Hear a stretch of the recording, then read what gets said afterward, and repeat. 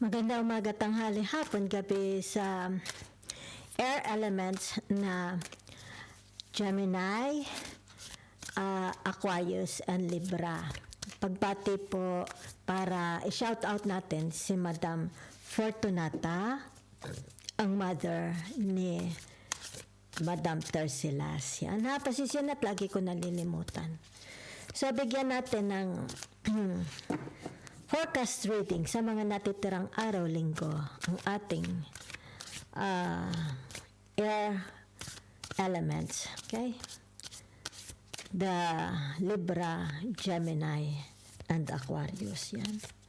Parang nawawala ako, di ba? Kumbaga dito, absent-minded ba kayo? Nakakaranas ba kayo ng pagiging absent-minded? Yan ha? Okay. Let's see your energy. Buffalo Spirit. The abundant universe will provide. Ay, di kay kaganda-ganda naman niyan. Diba ga? So, ibig sabihin nito, yung tinatawag, mababago ang iyong kapalaran. Yan, oh. It's like, matagal mo na siguro itong hinihingi. Okay? Pinagdadasal. Mababago din. Diba? You just have faith in God. Okay? Have faith in yourself. Yan, nakaganda-ganda. Scarab, Beetle Spirit, okay? With the number 52. Kung idadaw natin ito sa number 7. Ayan, oh, magic works through you.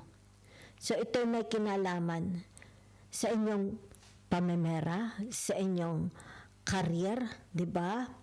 Yan. So, it's like tinatawag magkakaroon ng malaking transformation. But, kailangan ito'y magsimula sa inyo. Diba? Yan. Kayo lang, okay? Kayo lang ang may kapangyarihang mabago ang kapalaran nyo kung talagang gugustuhin mo. At dito, nakaback up, okay? Nakaback up ang the universe sa inyo. Yan ha? Eh, pagkaganda-ganda naman eh. Ano pa? Kaganda ng inyong energy. Oh. Take the lead. Oh, di ba sabi ko sa inyo, sa iyo magmula ang pamumuno. Okay? Yan oh. Ikaw, yan oh. Ikaw na mamuno. Kung gusto mo ng pagbabago, abay, edi ikaw. Yan na, di ba? Yan oh. Put it into action. Mayroong number 58, di ba? Kung idadaw natin ito sa 5 plus 8 is equals 13. Diba? Yan o. So, ibig sabihin nito, ang pagbabago, kung ano man ito nararanasan nyo, kasalatan, paghihirap, diba? Whatever, saan mang area sa buhay ninyo. Okay? Kaya narito ang tinatawag na the world, the universe, diba? Kumbaga dito'y pumartner pa si Scorpio, si Pluto, di ba? The universe and the Pluto. Yan ha. So, ibig sabihin nito, di ba? Ano ba yung 7 planetang nag-transit, di ba? Saturn, Jupiter, Venus, Mars, di ba?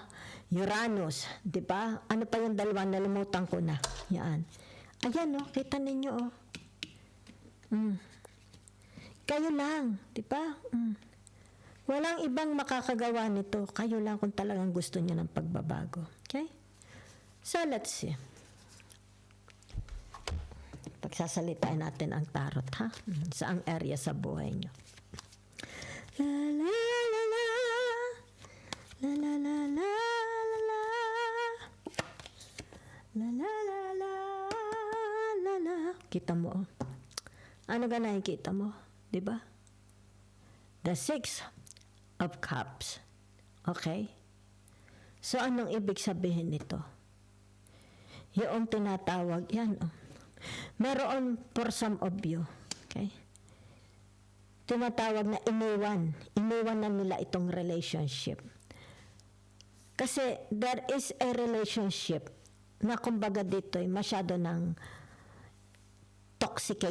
intoxicated, diba? Yan.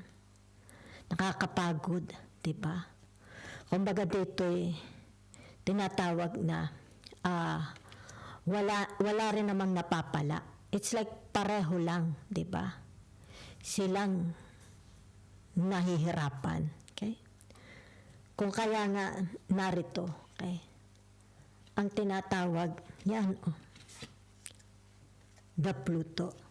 Di ba? Yan, take the lead. Kung nahihirapan ka, get out. Di ba? Kung masyado na itong toxicated, di ba? Chaotic, di ba? Yan, nakakapagod, di ba? Wala ka naman ditong yung tinatawag, napupurtsige ba yun? Napupurtsaga? Kung ano ba yung tawag doon? Wala kang napapala, di ba? Okay, yan Ikaw, kaya nga Pluto, di ba? Yan Kumbaga dito the universe, merong backup. Iba-back up ka ni universe. Di ba? Kung kaya nga ito. Di ba? Yan Take the lead. Di ba? Kung kailangang iwan, magdudusa ka lang, iwan mo na. Okay? Leave it. Yan Okay? Saan man yung area sa buhay ninyo, okay? Let's see. La la la la la la la la la. So, ibig sabihin nito, surrender. Okay? Sino ito? Diba? Ibig sabihin nito yung tinatawag na pagod na. Okay? Very, very exhausted na. Okay? It's like sabihin na natin palaging sa kanya nagmumula ang tinatawag na efforts o kaya yung tinatawag na panunuyo, di ba? Okay, ano pa? Yung tinatawag na action, napagod. Okay? Napagod daw kayo. Yan di ba?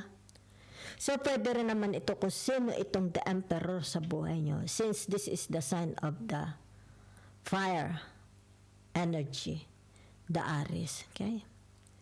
Ibig sabihin nito, yung tinatawag resignation. Diba? Yan.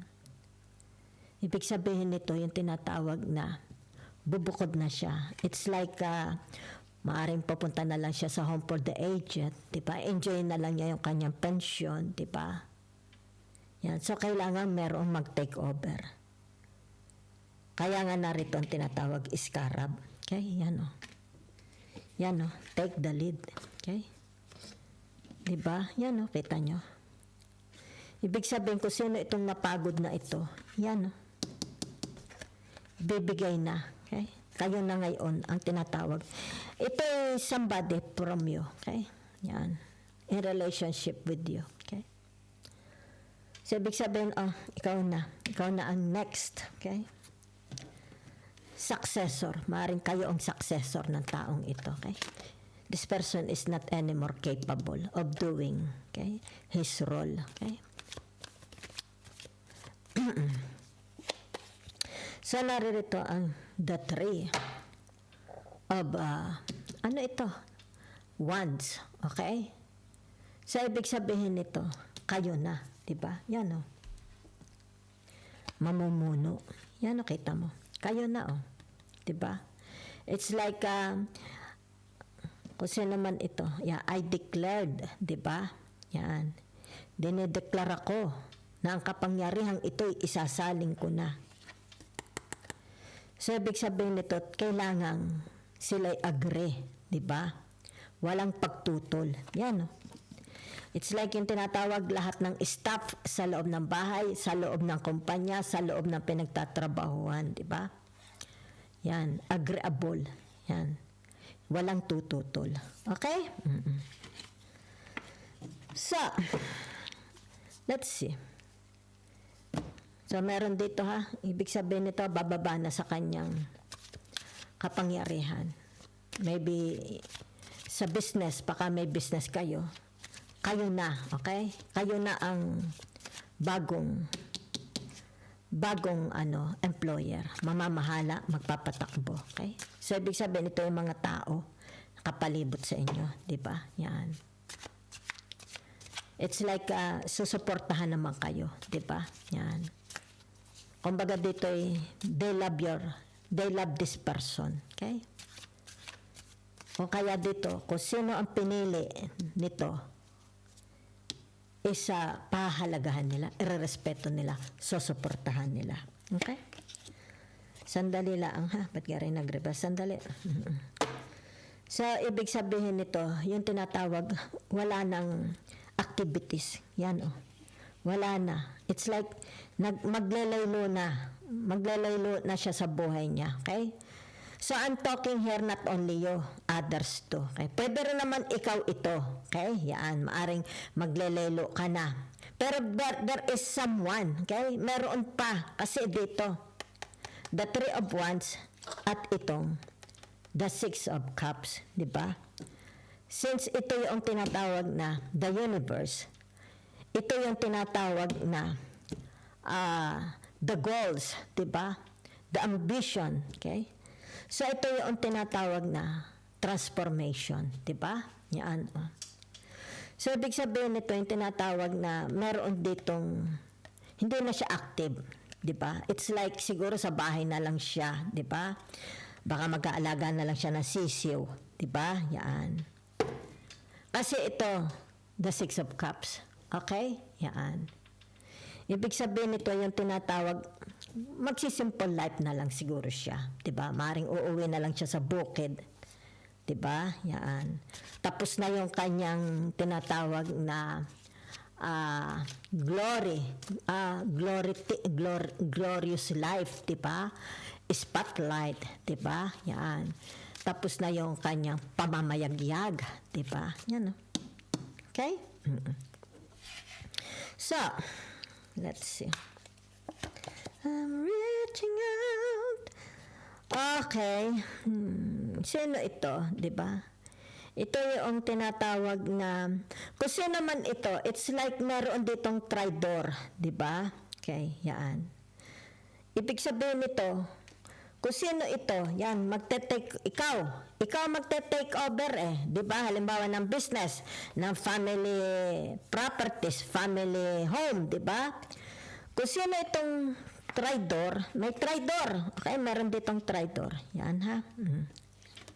Ibig sabihin nito, palalayasin. Okay? O iko-condemn, ipakukulong. Yan ha. Kung sino itong nagwalang hiya. Okay? Yan. May nagwalang hiya. Matagal ito nakasama. Di ba? Maaring nag-benefit siya. Di ba? Ibig sabihin ay may mga ninakaw siya. Di ba? Tanggal sa pwesto. Pwedeng ipakulong. Okay? Mananagot. Yan ha. So hindi na ito ang magbibigay, okay, ng tinatawag na magdedemanda dito.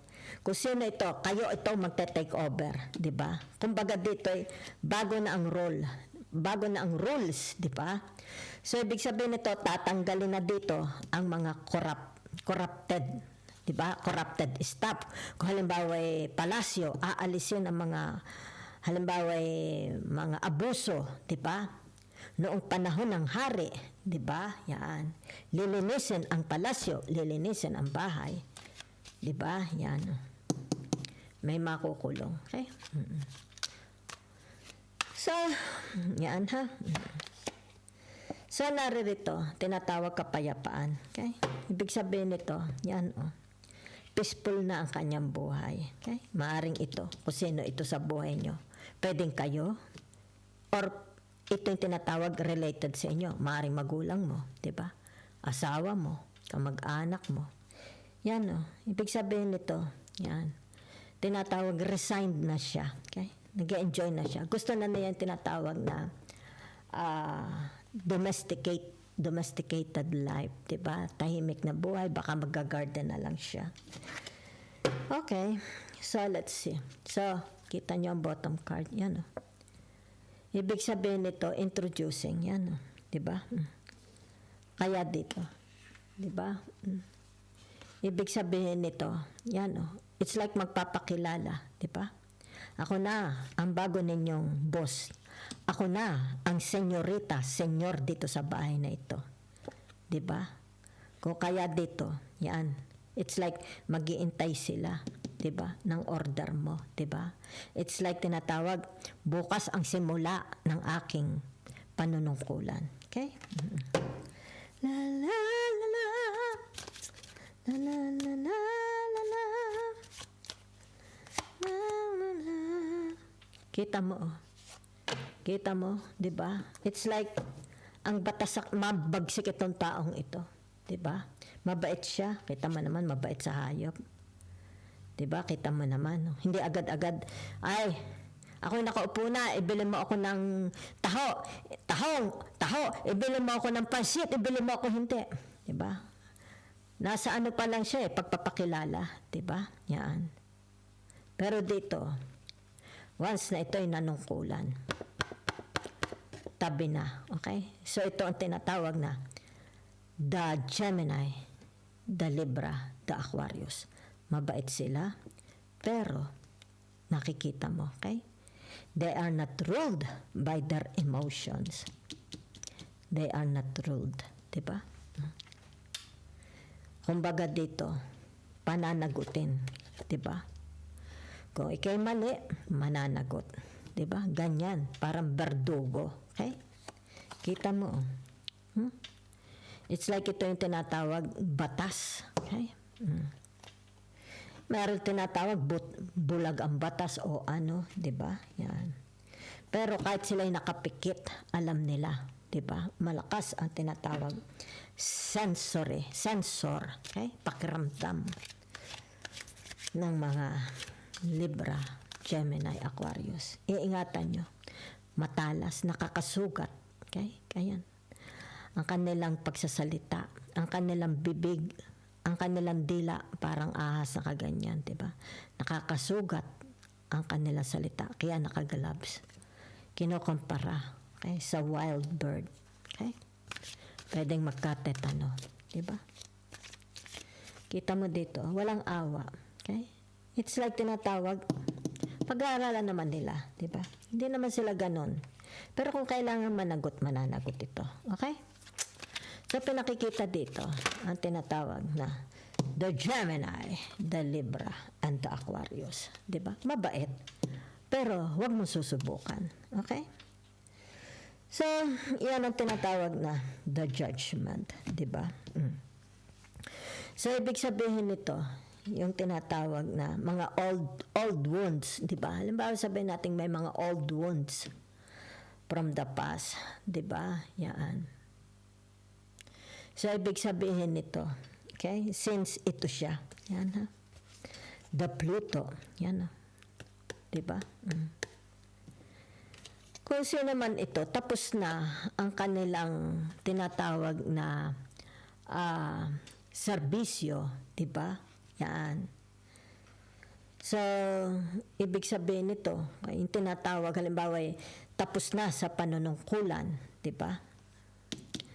Tapos na sa kanilang pagbabayad utang, 'di ba? Tapos na sa sentensya, maaring nakulong, 'di ba? Kung halimbawa nakulong ito, mapapalabas na, 'di ba? Ibig sabihin nito, yung tinatawag magkakaroon ng rebirth. It's like bagong silang. Ang pakiramdam niya is bagong silang, 'di ba? Sabihin natin, the Libra, the Aquarius, the Gemini, nakaranas sila ng kulong. Halimbawa, sabihin natin nakulong, di ba? Yan. Kumbaga dito ay nakaranas sila ng tinatawag na brutality, harassment, di ba? Maaring hindi pantay ang batas kasi bulag di ba? Maaring sabihin natin bulag ang batas. Di ba? It's like forsahang ikinulong. So, kaya dito, narito ang the judgment. Diba? It's like tinatawag, mabait din naman ang batas. Diba? It's like, nung pinalaya sila, they feel like they are rebirth, parang muling isinilang. Diba? Yan. Kaya naman sila katagal nakulong, diba? Or kadaling nakulong, diba? Kasi narito, once na nakulong sila, wala na aktibidades. It's like you will hear nothing from them. 'Di ba? Yan. It's like dito pinatahimik na sila. Kahit social media nila tahimik, di ba? So, ibig sabihin nito, yan, mapapalaya din. Kung kayo man naka-experience. Okay? So,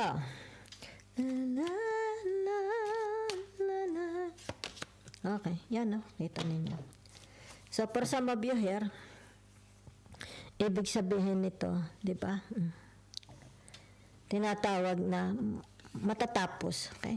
Malulutas, okay? Kung ano man ito, it's like pagmamalupit ng hustisya, pagmamalupit ng buhay sa inyo, di ba? Ito tinatawag moisturize your skin, okay? Inumin mo na lahat ng tubig sa ilog, di ba? Dahil makukuha mo ang hustisya, di ba? Ang kalayaan, di ba? So, ibig sabihin nito, yan, it's like nagkaroon dito ng accordance, di ba? Pagkakasundo-sundo, yan. Pag-oo, di ba? Yan, okay? Mabagsik kasi ito. Okay? Pag sinabi mo ito, this is them versus you, di ba? It's like pagtutulungan ka. Yan, di ba? Gaano? It's like pati batas, di ba? Bingi, nagbubulag-bulagan, di ba? Yan. So, nasaan ang tinatawag, ang sistema, okay? Bulok ang sistema ng government. Kung ito man, it has something to do about politics. Bulok, di ba? Kailangan ng pagbabago. Mayroong dapat bagong umupo, okay? Manungkulan. Yan, ha? So, ibig sabihin nito, yan, ha? Matagal na nanahimik ang taong ito. Matagal siyang tinatawag na pinagkaitan. Okay? Kung kaya dito, the universe, it's like, inumin mo na ang lahat ng mamahaling alak. Diba? So, there are some, sabihin na natin, the Gemini, the Libra, the Aquarius, matagal silang nanahimik. Diba? Maaring ipinatapon, exiled, diba? Pina-exiled, yan, ha? Kung kaya dito maaring pinatapon sila sa ibang bansa, di ba? Pwedeng kung hindi sila, members of the family, di ba? Yan. Kung kaya dito lumabas ito, di ba? Ibig sabihin nito, paglaya, di ba? It's like the comeback, okay? The Gemini, Libra, Aquarius comeback. Gaano sila katatag, di ba? Yan, but they are tamed, diba? You see, tamed. They are tamed, diba? Hindi sila malupit. Pero, wag mo silang tinatawag ipoprovoke, diba? Yan. Kasi, hindi mo kilala rin. Hindi mo rin sila kilala. Diba? So, that's it. I see for you. You have the tinatawag merong backup, iba-backup ka ni universe, 'di ba?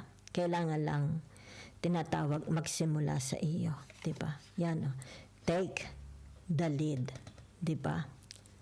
Kung gusto mo ng tagumpay, pagyaman, a marriage, whatever, 'di ba? Yan Okay? Kita mo, gaano kadaming angels ang ipadadala. It's like a battalion of angels will send to you by heaven. Diba?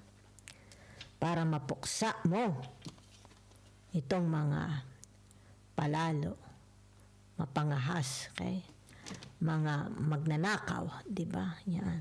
Managot. Ibig sabihin nito, dapat managot sa batas, okay? Itong mga nagpahirap sa inyo, hindi lang sa iyo, pati sa family mo.